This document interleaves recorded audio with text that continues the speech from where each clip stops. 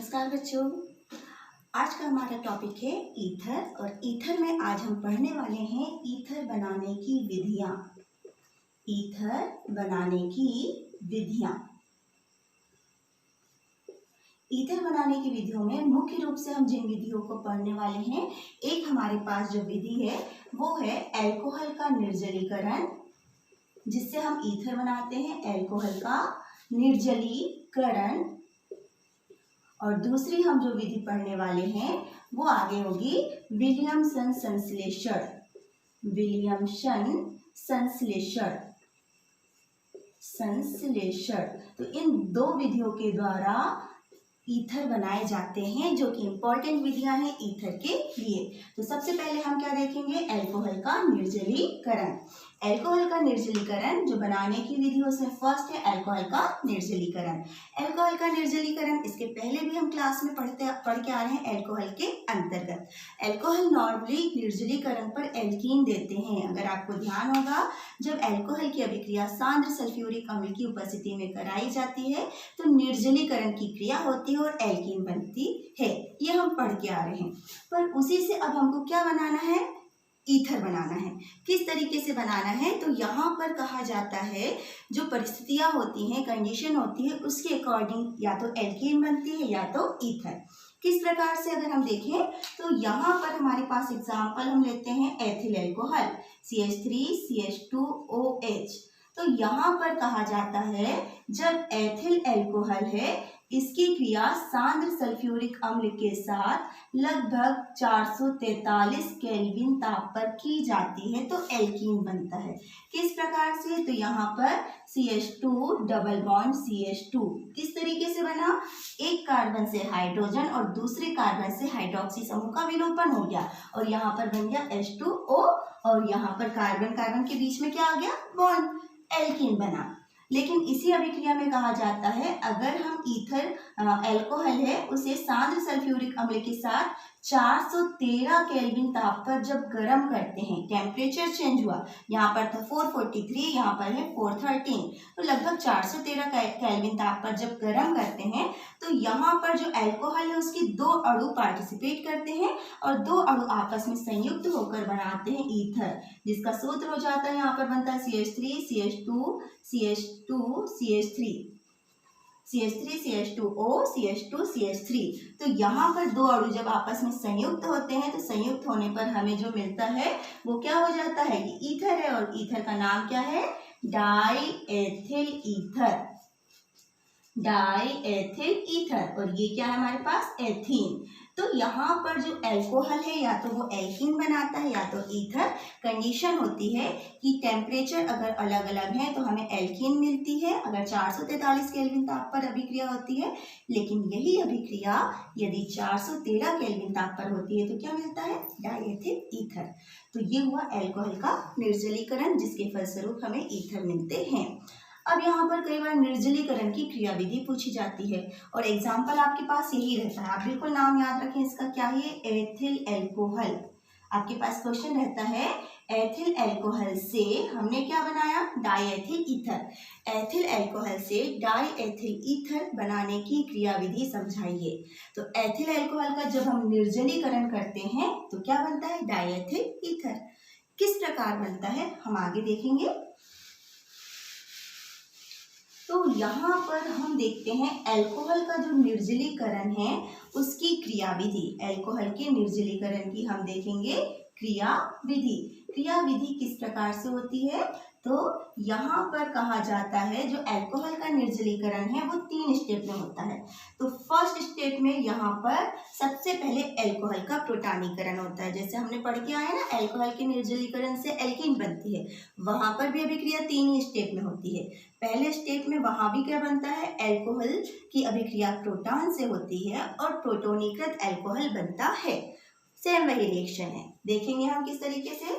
हम किसका एग्जाम्पल ले रहे हैं, हमारे पास है CH3CH2OH। इसकी अभिक्रिया किससे हो रही है, proton means H plus ion. तो जब प्रोटॉन से अभिक्रिया होती है तो जो हाइड्रोक्सी समूह है उसके पास होते हैं 2 जोड़ी एकाकी इलेक्ट्रॉन युग्म।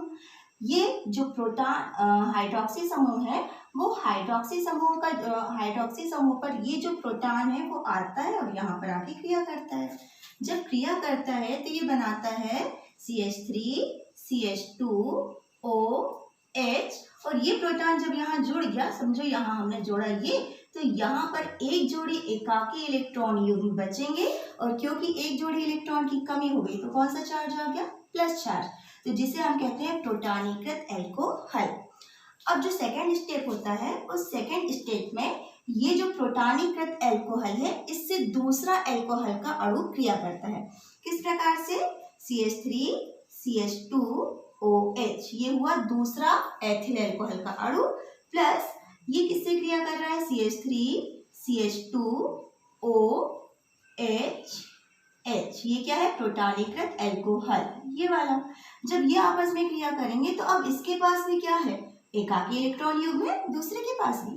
तो क्या होता है कि ये जो एकाकी इलेक्ट्रॉन युग्म है, यहाँ का जो कार्बन वाला ये जो बंद है CH वाला, ये इसके इलेक्ट्रॉन ये लेके अलग हो जाता है और ये यहाँ से जो कार्बन है, ये वाला हाइड्रोक्सी समूह के जो इलेक्ट्रॉन है वो ऑक्सीजन के इलेक्ट्रॉन कार्बन से जाके जुड़ जाते हैं। तो जो यौगिक बनता है उसकी अगर हम संरचना देखें, CH3 CH2, यहाँ पर क्या है? C। अब देखो यहाँ पर O है ना, उसको मैं नीचे लिख दूंगी, CH3 C, यहाँ पर हमने लिख लिया चलो ऑक्सीजन ये वाला, और ये इस कार्बन से जुड़ा तो यहाँ इसको हमने लिख दिया CH2, यहाँ पर आ गया ये CH2 CH3। अब किस प्रकार से? यहाँ पर जब ये जुड़ेगा तो इस ऑक्सीजन के इलेक्ट्रॉन से जुड़ा तो एक जोड़ी इलेक्ट्रॉन यहाँ पर बचे ये, और फिर यहाँ से जुड़ गए, यहाँ से क्या है?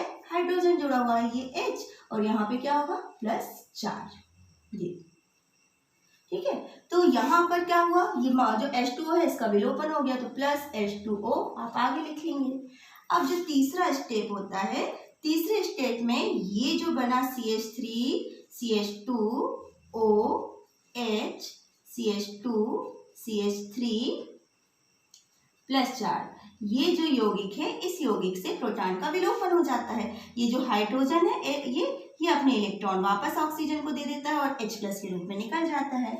तो हमें यहाँ जो उत्पाद मिलता है CH3 CH2O CH2 CH3 और क्या निकल गया? H+ ion. ये जो हाइड्रोजन है वो प्रोटॉन के रूप में निकल गया, अपने इलेक्ट्रॉन ऑक्सीजन को दे दिया तो ये ऑक्सीजन की संयोजकता बैलेंस हो गई। तो पूरी जो क्रिया विधि है वो 3 स्टेप में होती है, आप देखेंगे। फर्स्ट स्टेप में प्रोटॉन का एडिशन होता है, प्रोटॉन जुड़ता है, प्रोटॉनीकृत एल्कोहल बनता है। दूसरे स्टेप में जो एल्कोहल है उसका दूसरा अणु प्रोटॉनीकृत एल्कोहल से क्रिया करता है और ये उत्पाद बनाता है, और फिर ये जो उत्पाद बना वो प्रोटॉन का विलोपन कर देता है, तो प्रोटॉन निकल जाता है और हमको क्या मिलता है? ईथर, जिसका नाम है डाईएथिल ईथर। तो ये हुआ एथिल एल्कोहल से डाईएथिल ईथर बनाने की क्रिया विधि जो पूछी जाती है, आप इसे तैयार कर लें। तो फर्स्ट जो विधि हमारी क्या थी? एल्कोहल का निर्जलीकरण, नोट कर लिया आपने। सेकेंड हमारी जो विधि है बनाने की वो है विलियमसन संश्लेषण। विलियमसन संश्लेषण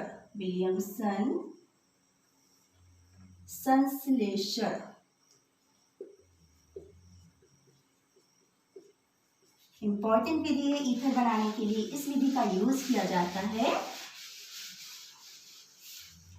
यहाँ पर इस विधि में ईथर बनाने के लिए आप नोट कर सकते हैं एल्किल हैलाइड की अभिक्रिया, एल्किल हैलाइड की अभिक्रिया सोडियम एल्कोक्साइड से कराते हैं, सोडियम एल्कोक्साइड से कराते हैं, एल्कोक्साइड से कराते हैं, जिसके फलस्वरूप ईथर बनता है। तो विलियमसन संश्लेषण नाम से आता है। विलियमसन संश्लेषण क्या है? तो आप क्या लिखेंगे आंसर में? यह ईथर बनाने की एक विधि है जिसमें एल्किल हैलाइड की अभिक्रिया सोडियम एल्कोक्साइड से करने पर ईथर बनते हैं। तो अब हम जब रिएक्शन लिखते हैं तो रिएक्शन में हमारा क्या आ जाएगा? यहाँ पर एल्किल हैलाइड। एल्किल हैलाइड को हमने क्या लिखा? RX, ये हुआ एल्किल हैलाइड। किससे अभिक्रिया है? Sodium alkoxide. तो थोड़ा सा ध्यान रखेंगे, सोडियम एल्कोक्साइड क्या होगा? एल्कोक्साइड अभी हमने पढ़ के आया, RO को हम एल्कोक्साइड कहते हैं, वास्तव में ये आयन होता है, एल्कोक्साइड आयन, और इससे सोडियम Na+ आयन के रूप में जुड़ जाता है। तो इसको हम सामूहिक रूप से क्या कहते हैं? Sodium alkoxide. तो जब एल्केन हैलाइड की अभिक्रिया सोडियम एल्कोक्साइड से होती है तो ईथर बनते हैं। क्यों? क्योंकि यहाँ पर ये जो R है इसमें हेलोजन है, ये सोडियम के साथ क्रिया करके बना लेता है NaX, और जब ये वाला R है वो RO से जुड़ जाएगा तो क्या बन जाएगा? ईथर। इसे ही हम पढ़ते आ रहे हैं ना कि इसको हम क्या कहते हैं? ईथर। तो यहाँ पर जब एल्किल हैलाइड की अभिक्रिया सोडियम एल्कोक्साइड से होती है तो ईथर बनते हैं, और इसे हम कहते हैं विलियमसन संश्लेषण। फॉर एग्जाम्पल हमारे पास हम ले लेते हैं यहाँ पे CH3Br, इसकी अभिक्रिया हो जाती है CH3ONa। नाम आप नोट कर लेंगे, CH3ONa क्या है? ये तो है मेथिल ब्रोमाइड, और ये हो गया सोडियम मेथॉक्साइड। एक कार्बन है, एल्कोक्साइड की जगह क्या बोल देंगे हम? मेथॉक्साइड। जब इससे अभिक्रिया होती है तो ये बनाएगा CH3O CH3 NaBr। इसी प्रकार से अगर हम यहाँ लेते हैं C2H5Cl एथिल क्लोराइड, प्लस यहाँ पे हमने ले लिया C2H5ONa। नाम आप नोट कर लेंगे, ये हुआ एथिल क्लोराइड, और ये क्या है? Sodium ethoxide. इंपॉर्टेंट है, सोडियम एथॉक्साइड। और इसकी जब अभिक्रिया होती है तो C2H5O C2H5 die ethyl ether plus sodium chloride NaCl। तो यहाँ पर ये दो रिएक्शन हो गई, किसकी? विलियमसन संश्लेषण की। एक रिएक्शन में जब मेथिल ब्रोमाइड की अभिक्रिया सोडियम मेथॉक्साइड से होती है तो डाईमेथिल ईथर बन रहा है, और जो दूसरी रिएक्शन है उसमें हमने एथिल क्लोराइड लिया। एथिल क्लोराइड की अभिक्रिया जब सोडियम एथॉक्साइड से होती है तो डाईएथिल ईथर बनता है। तो इसे हम कहते हैं विलियमसन संश्लेषण। इसमें क्वेश्चन भी पूछा जाता है, क्या होता है जब एथिल क्लोराइड की अभिक्रिया सोडियम एथॉक्साइड से होती है? तो आपको ये रिएक्शन लिखनी रहती है। इसलिए मैंने बार बार कहा, जब भी हम रिएक्शन लिखते हैं कोशिश करें जो भी हम रिएक्टेंट लिखते हैं, प्रोडक्ट लिखते हैं, अभिकारक या उत्पाद लिखते हैं, उनके नाम नीचे लिख लें। तो नोट कर लें आप इसे। अब जो विलियमसन संश्लेषण है इसको लेके कुछ क्वेश्चंस आते हैं, आपकी बुक्स में आपको मिलेंगे, उनको भी हम सॉल्व करेंगे। आपके पास कुछ क्वेश्चन दिए हैं, जैसे कि हमने अभी तक जो ईथर बनाया वो कैसे थे? सामान्य ईथर थे। अब अगर हमको बनाना है CH3O और यहाँ पर है CH3। अभी हमने एग्जाम्पल पढ़ा इसका, क्या है यहाँ पर? ये क्या है हमारे पास? ब्यूटिल, तृतीयक ब्यूटिल। ये वाला कार्बन, इसको तृतीयक कार्बन कहते हैं, तृतीयक ब्यूटिल, और ये मेथिल ईथर, तृतीयक ब्यूटिल मेथिल ईथर बनाना है। अगर इसे बनाने के लिए हम विलियमसन संश्लेषण विधि का यूज करते हैं तो विलियमसन संश्लेषण विधि से इसको हम बनाते हैं तो हम किस तरीके से बनाएंगे? ये क्वेश्चन पूछा जाता है कि इसे बनाने के लिए नाम लिख सकते हैं आप इसका, तृतीयक ब्यूटिल मेथिल ईथर।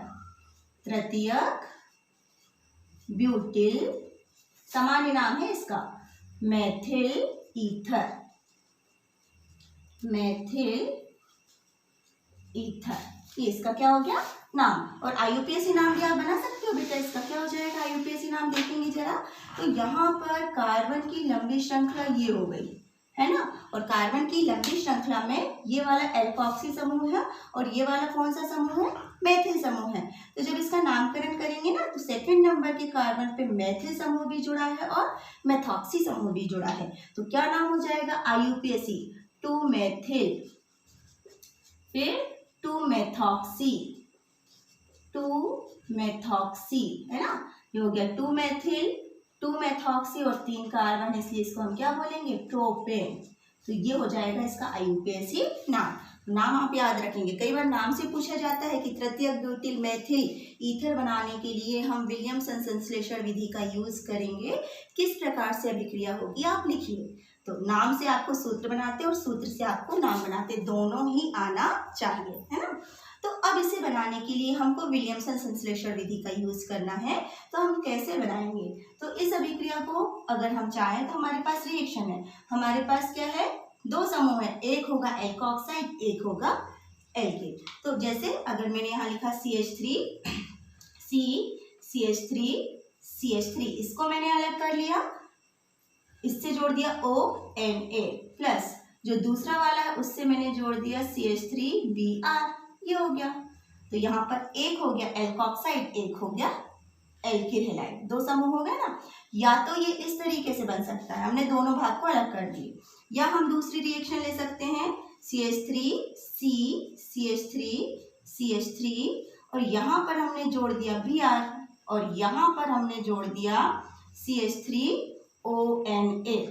कर सकते हैं ना कि अगर हमको कभी भी कोई ईथर पूछा जाता है कि विलियमसन संश्लेषण द्वारा कैसे बनाते हैं, तो आपको सिर्फ ये करना है कि उसके जो दो भाग हैं उन दोनों भागों को अलग करना है।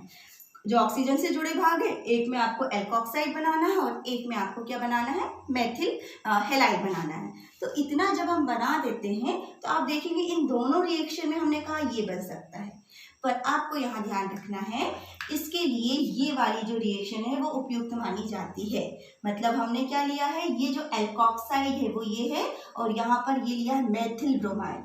इस अभिक्रिया में जब हम मेथिल ब्रोमाइड की अभिक्रिया एल्कोक्साइड से करवाते हैं, तृतीयक ब्यूटिल एल्कोक्साइड से कराते हैं, तब हमें ये उत्पाद मिलता है।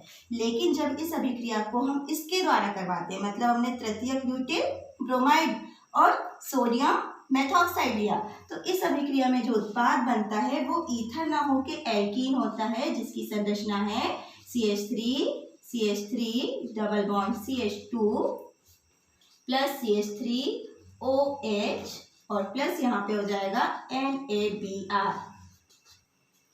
यहाँ पर आप देखो जब मेथिल ब्रोमाइड की अभिक्रिया तृतीयक ब्यूटिल एल्कोक्साइड से होती है, यहाँ पर ये क्या है, ब्यूटिल एल्कोक्साइड है ना, ब्यूटिल है, ब्यूटॉक्साइड, सोडियम, वास्तव में इसको कहेंगे सोडियम ब्यूटॉक्साइड, है ना। जैसे हमने कहा sodium methoxide, sodium ethoxide, sodium propoxide, sodium butoxide. तो ये जो समूह है इसको लेते हैं तो हमको ईथर मिलता है, जबकि यहाँ पर अगर हम हैलाइड ले लेते हैं तो हमको क्या मिलता है, एल्कीन। ऐसा क्यों, तो यहाँ पर आप ध्यान रखेंगे जो एल्कोक्साइड समूह होता है वो नाभिक स्नेही होता है और जो एल्किल हैलाइड है वो नाभिक स्नेही प्रतिस्थापन अभिक्रिया आसानी से देते हैं। हमने पढ़ा है ना कि नाभिक स्नेही प्रतिस्थापन अभिक्रिया आसानी से देते हैं। जब ये नाभिक स्नेही प्रतिस्थापन अभिक्रिया आसानी से देंगे तो होगा क्या, ये आसानी से जो है Br को प्रतिस्थापित कर देगा। लेकिन यहाँ पर ये जो एल्कोक्साइड समूह है वो प्रबल क्षार भी होते हैं, तो प्रबल क्षार होने के कारण ये विलोपन अभिक्रिया दे देते हैं। तो जब हम इस रूप में लेते हैं तो ये प्रबल क्षार होने के कारण विलोपन अभिक्रिया देता है और विलोपन अभिक्रिया के फलस्वरूप क्या बनता है, एल्कीन बनता है। तो इस चीज का आपको ध्यान रखना है, जब ये क्वेश्चन आता है तो ये रिएक्शन में ईथर बनता है और इस प्रकार की रिएक्शन में एल्कीन बनता है। तो आप ध्यान से इसे पढ़ लें, वीडियो को देखें, दोनों अभिक्रियाओं को समझें। एक अल्कोहल का निर्जलीकरण है और दूसरा हमारे पास क्या है, विलियमसन संश्लेषण। इसे हम यूज करते हैं ईथर बनाने के लिए। तो आप ध्यान से वीडियो को देखें और ध्यान से पढ़ें और कॉपी में नोट करें और इससे संबंधित जो भी क्वेश्चन आपकी बुक के पीछे है उन्हें जरूर सॉल्व करें। Thank you.